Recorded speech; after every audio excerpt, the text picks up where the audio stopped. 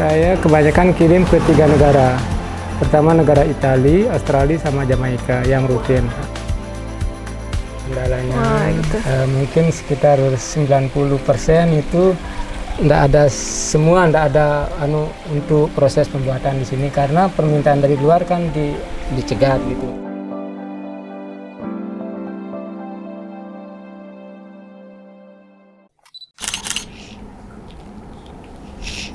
Ada kamera. Ini video UMKM Journey ya? Halo teman-teman, bersama saya Nyimas Alfira yang akan menemani kalian pada UMKM Journey kali ini. Kali ini kita akan berkunjung ke salah satu tempat kerajinan yang terkenal di Pulau Lombok. Mau tahu apa itu? Yuk ikutin aku!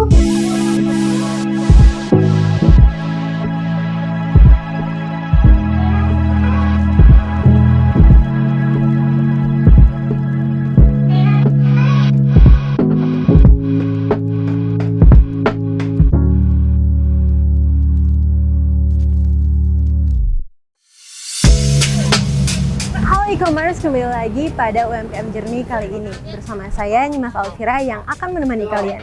Kali ini kita akan berkunjung ke salah satu UMKM yang berada di Banyumulek. Sekaligus nanti kita akan belajar cara pembuatan gerabah. Yuk langsung aja ikuti aku.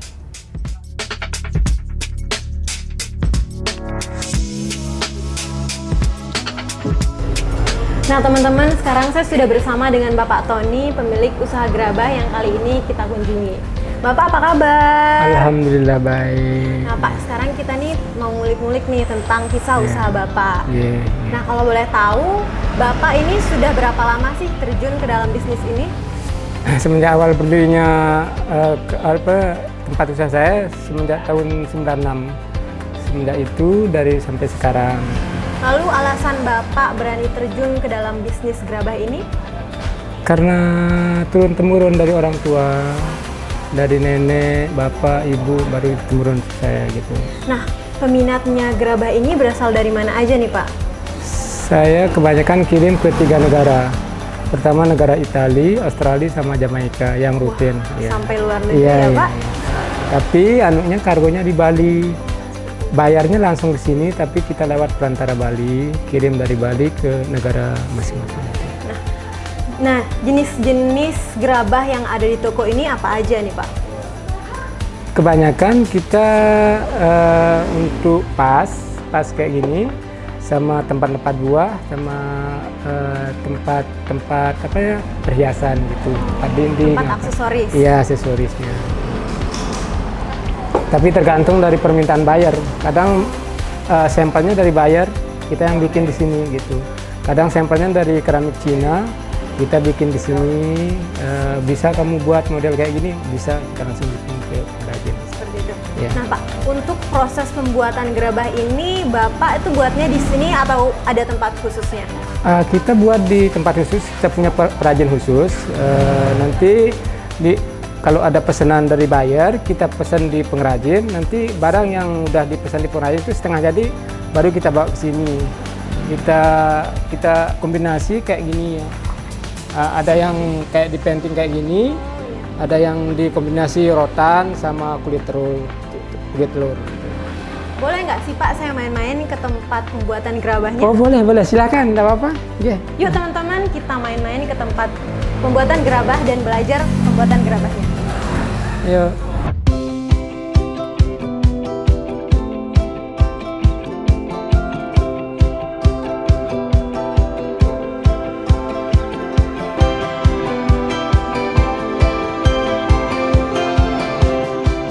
Nah teman-teman, sekarang kita sudah berada di tempat pembuatan gerabahnya. Nah Pak, jadi tanah yang digunakan untuk pembuatan gerabah ini adalah tanah apa ya? Tanah yang digunakan untuk pembuatan gerabah ini adalah tanah liat. Yang diambil dari sini sekitar 3-4 kilo dari daerah pembuatan.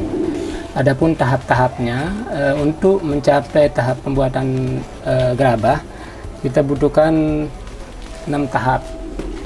Pertama tahap dari pengambilan tanah, kedua tahap untuk pengeringan, dan ketiga tahap penumbukan biar tanahnya halus, dan keempat tahap penjemuran, dan kelima tahap pengadukan. Adapun tahap pertama, tahap untuk pengambilan tanah dari sini untuk dibutuhkan waktu sekitar 15 menit dari lokasi lokasi pembuatan. Oke. Setelah itu tanah dijemur sebegitu keringnya, lalu ditumbuk dengan halus gitu. Setelah itu diayak, diambil sari-sarinya aja, sedangkan untuk anuknya dibuang gitu. Setelah itu untuk tahap selanjutnya kita untuk tahap penjemuran. Nanti dijemur dalam waktu sekitar 30 menit, tanahnya betul-betul sarinya ke bawah gitu. Nah, setelah itu nanti kita ambil sarinya, kita tiriskan airnya, baru dijemur lagi. Nah, dijemur lagi setengah kering, setengah gitu. Baru tahap terakhir, tahap pengadukan. Adapun untuk tahap pengadukan, kita biar bisa hasil lebih bagus, kita butuhkan kadarnya 3x2 gitu. Untuk pasirnya 2 mangkok, kadang tanahnya 3 mangkok gitu, baru kita aduk dengan secara baru bisa jadi tanah seperti ini. Seperti ini ya. Untuk waktunya sendiri dari total proses pembuatan yang tadi itu membutuhkan waktu berapa lama, Pak?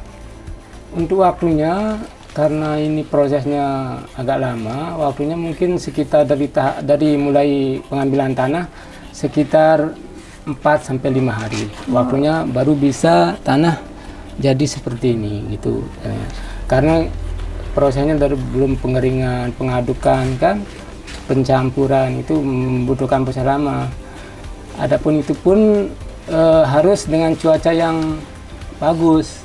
Kalau cuacanya yang kurang bagus, nanti hasilnya tidak bagus juga. Gitu. Seperti itu. Nah, ini di tempat Bapak ini proses pembuatan gerabahnya ini menggunakan cara tradisional ya? Ya. Apa sih, Pak, perbedaannya cara tradisional dengan modern? Perbedaannya karena ini di sini kan hasil tangan tradisional untuk anunya. Kalau modern itu mungkin nanti dari anunya kurang kurang khas gitu. Kita khasnya di sini kan kita melihatkan kekhasan dari gerabah itu sendiri gitu ya. Kalau dari modern kan nanti anunya kurang gitu, kesannya gitu. Kita menjual kesan dari anu sendiri gitu. Ya. Nah, Pak, usaha Bapak ini sudah bisa dibilang usaha yang berkembang. Apakah ada rencana Bapak untuk membuat kelas belajar gerabah? Untuk sebelumnya kita udah ada untuk pembelajaran untuk pembuka praktek gerabah di sini ya. Kita kerjasama dari Deperindah Provinsi, Deperindah Papua Barat. Kemarin kita ada untuk pembelajaran, bahkan dari Jogja ke sini ada yang belajar gitu. Kita ke Jogja belajar gerabah gitu. Karena untuk tekstur tanahnya di sini sama di Jogja kan beda. Kalau di sini karena kadar untuk pembakarannya suhunya di bawah 1000 derajat, kalau di Jogja kan 1300 derajat itu. Nah, makanya untuk kelas-kelas gerabah yang bikin di sini bisa kita nerima gitu.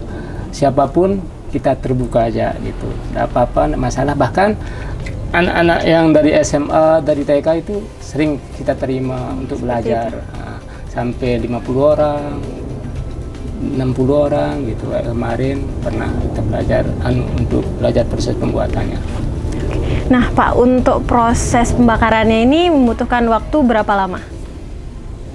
Kalau dari awal pembuatan sekitar untuk 10 macam barang itu 1 minggu lah, 3-6 hari, karena belum penghalusan, penjemuran dan pengeringan. Itu pengeringannya aja 2 kali tahap.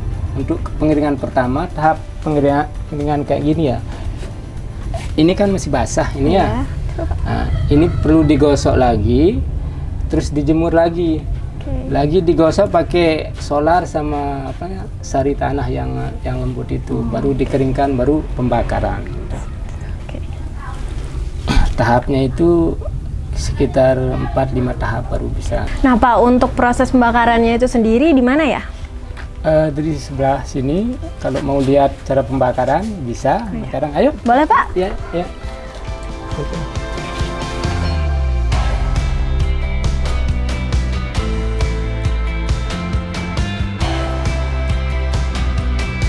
Nah teman-teman, sekarang kita sudah berada di tempat pembakaran gerabahnya. Bisa dilihat sendiri di belakang adalah proses pembakaran gerabahnya. Nah Pak, untuk waktu pembakarannya ini memerlukan berapa lama ya? Untuk waktu pembakaran memerlukan waktu sekitar 1,5 sampai 2 jam. Lalu untuk fungsi pembakaran ini sendiri? Fungsi pembakarannya supaya pembakarannya lebih bagus, lebih barang udah jadi dan lebih matang gitu. Biasanya pada satu kali proses pembakaran ini menghasilkan berapa gerabah? Tergantung, kalau dalam pembakaran yang lebih besar kayak gini, dia bisa nampung untuk gerabah 1000 sampai 1200 biji untuk piece-nya yang kecil gitu. Tapi kalau untuk yang besar bisa sampai 500 biji gitu. Nah, setelah proses pembakaran ini, proses selanjutnya untuk gerabah ini bisa dijual kepada konsumen itu bagaimana? Untuk proses selanjutnya, untuk setelah pembakaran tergantung dari konsumen. Nanti kadang ada yang untuk dipainting, ada yang di rotan, ada yang diukir gitu, bermacam-macam. Tergantung dari permintaan dari konsumen gitu. Nah, seperti yang kita ketahui kemarin kan kita tuh sempat kena pandemi, Pak. Nah, ada nggak sih kendalanya dalam usaha Bapak ini terkait dengan pandemi ini? Sangat banyak kendalanya. Wah, gitu. Mungkin sekitar 90% itu nggak ada untuk proses pembuatan di sini karena permintaan dari luar kan dicegat gitu. Stop. Nggak bisa kita kirim keluar barangnya karena nggak semua negara kan nggak ada bisa masuk barang gerabah. Baik Bapak, terima kasih ya sudah mengizinkan saya bermain dan belajar cara pembuatan gerabah di tempat Bapak. Semoga usahanya lancar dan sukses selalu, berkah juga untuk Bapaknya ya. Dan setelah pandemi corona ini berakhir, kita bangkit kembali gitu ya. Amin teman-teman. Sekian perjalanan UMKM Journey kali ini. Saya Nyimas Alfira pamit undur diri. Sampai jumpa di konten-konten UMKM Journey selanjutnya. Jangan lupa like, comment, subscribe, and share. Kalau ada rekomendasi UMKM lainnya langsung komen di bawah ya. Bye-bye.